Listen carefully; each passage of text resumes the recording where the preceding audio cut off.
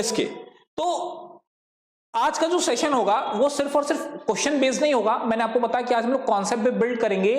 तो जो सबसे पहला डाउट आता है किसी भी बच्चे के माइंड में वो होता है, सर डीएनए और जीन्स में डिफरेंस क्या है? ये क्रोमोसोम डीएनए जीन्स हैं क्या? और एक तो नया टर्म और आ जाता है क्लास 10th में, एलेल्स।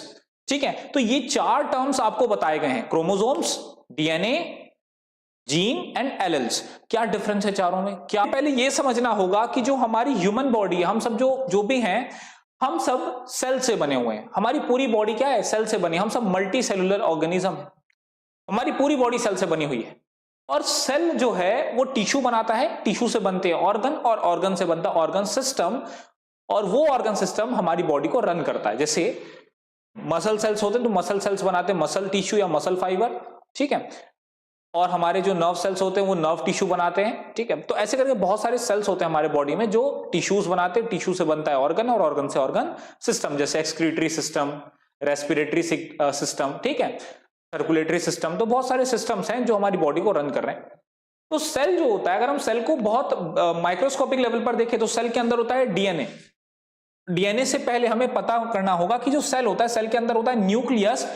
हर सेल के अंदर न्यूक्लियस होता है। क्या होता है? न्यूक्लियस। और न्यूक्लियस के अंदर होता है क्रोमोसोम्स। एक थ्रेड लाइक मटेरियल दिखेगा न्यूक्लियस के अंदर, वो थ्रेड लाइक मटेरियल क्रोमोसोम्स होता है। किसी भी नॉर्मल सेल के न्यूक्लियस में 23 पेयर होते हैं क्रोमोसोम्स के। अभी हम इसको भी डिस्कस करेंगे। किसी भी न्यूक्लियस के अंदर 23 पेयर ऑफ क्रोमोसोम्स होते हैं, और ये क्रोमोसोम बना होता है डीएनए से। तो अब समझना शुरू करो। क्रोमोसोम, न्यूक्लियस के अंदर होता है क्रोमोसोम, क्रोमोसोम होता है डीएनए से बना हुआ। क्रोमोसोम किससे बना होता है? डीएनए से। तो जो डीएनए होता है वो क्रोमोसोम को कॉन्स्टिट्यूट करता है, बनाता है।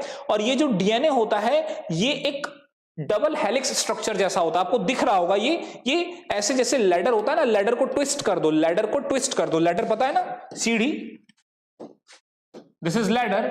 अगर हम इसी लैडर को ट्विस्ट कर दें, ऐसे घुमा दें, तो ये जो लैडर ट्विस्ट हो जाएगा तो ये किसका स्ट्रक्चर दिख जाएगा? ये डीएनए का स्ट्रक्चर हो जाएगा। तो हमारा जो डीएनए होता है ये इसका डबल हेलिक्स स्ट्रक्चर होता है, और इसी डीएनए से बना होता है क्रोमोसोम। और डीएनए का जो फंक्शनल सेगमेंट होता है, डीएनए में कई सारे सेगमेंट्स होते हैं। जैसे अगर मैं यहां पर आपको दिखा सकता हूं, जैसे ये पहला जो फिगर आपने देखा होगा था, ये आप देख सकते हो, ये हमारा डीएनए। अगर ये हमारा डीएनए है तो ये जो सेगमेंट होते हैं ना, इनको जीन कहते हैं। क्या कहते हैं? जीन कहते हैं। मैं और अच्छे मार्कर से लिख देता हूं, और अच्छे कलर से, ताकि विजिबल हो।